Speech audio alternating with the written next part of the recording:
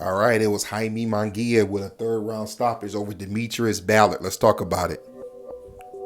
Yeah, yeah.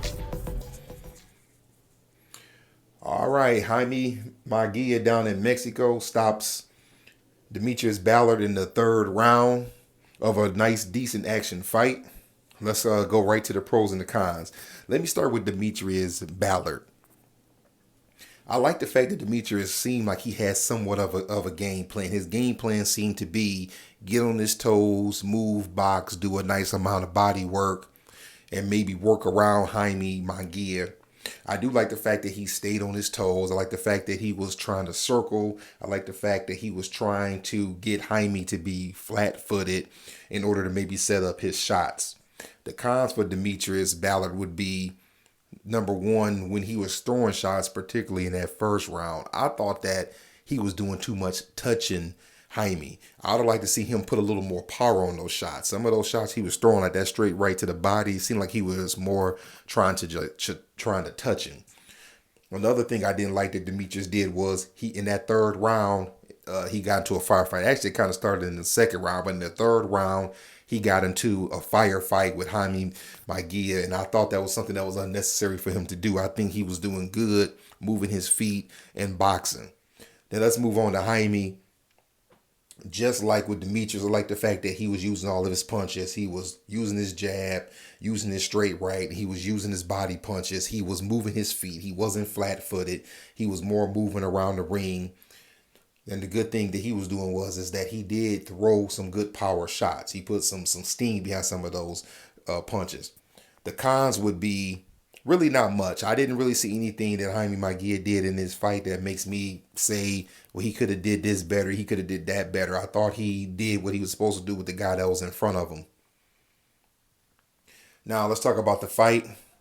First round would look like it was more of a filler round. As I said a little bit earlier, Demetrius, to me, was too busy doing too many touch shots, trying to set Jaime up, when I felt that he should have been using some of his power to let Jaime know that he was going to be in there in a tough fight. The fact that he didn't do that, I think, is what caused Jaime to really jump on him in the third round, because I think he realized that this man was not going to hurt him.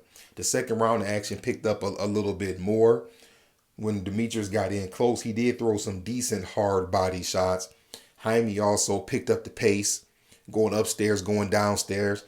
That's how the second round ended. Then we get to the third round, and Jaime just turned it up. I'm not saying he went in this fight looking for a knockout, but I think he knew that he could catch Demetrius with some shots, because Demetrius was getting into a power of fight with him. He was getting into a slugfest. When he would get Demetrius against the ropes, Demetrius was trying to swing back instead of getting, soon as his back touched the ropes, instead of him moving, he was trying to get into a power fight with Jaime Munguia, who I think is more of a heavy-handed fighter.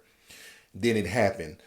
For some reason, Demetrius Ballard's head was straight up in the air, and Jaime caught him with a nice left hook right as his head. Well, I mean, his head was way up, and when he hit him, his neck snapped back, and you knew it was a matter of time at that point that he was going to be done. What it reminded me of is, if you remember when Roy Jones fought Montel Griffith in the second fight, when Roy did that leaping left hook / left uppercut, the way it snapped Montel Griffith's head back, you knew that he wasn't going to get up from that shot. I mean, that shot just takes everything out of you, and that's what Jaime caught him with. He hit him with his head he hit him right on the chin with Demetrius' head way up in the air. I mean, his head snapped back hard, and he just didn't recover for it. Jaime jumps on him, he goes down, and give Demetrius credit, he got up, but Jaime did what he was supposed to do, which was jump right back on him. The referee stopped the fight as he should have, and Jaime gets the stoppage. So now let's talk about, what does Jaime do from here? I think that there's only one fight. Yes, I'm sure Jaime Munguia's thought process is, I can move up to 68, fight Canelo Alvarez, and have this Mexican showdown. But I don't think that's what he needs. I think that he needs a step-up fight for sure. And I like what the guys were saying at the end of this fight. Demetrius Andrade. I want that fight for a couple of reasons. Number one, Jaime Munguia does need to step his game up and fight somebody of a bigger name and better skills. And second, you never hear anybody call Demetrius Andrade out. I mean, pretty much ever. Saul Alvarez has never called him out. Charlo has never called him out. I never heard Golovkin call him out. And Jaime Munguia hasn't called him out. You know, these guys, I get it. You want to go for the big guy, you want to go for the payday, but I haven't heard any of these guys call out Demetrius Andrade. That's the fight that I would like to see him fight.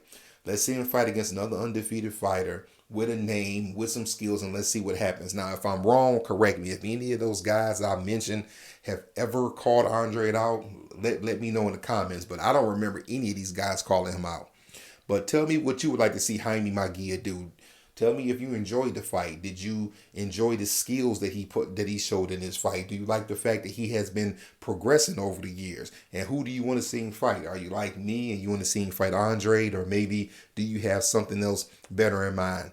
Other than that, fight fans, that's all I got. If you haven't already, like and subscribe and hit the notification bell so we can keep talking boxing. Other than that, that's all I got. Holla at y'all later.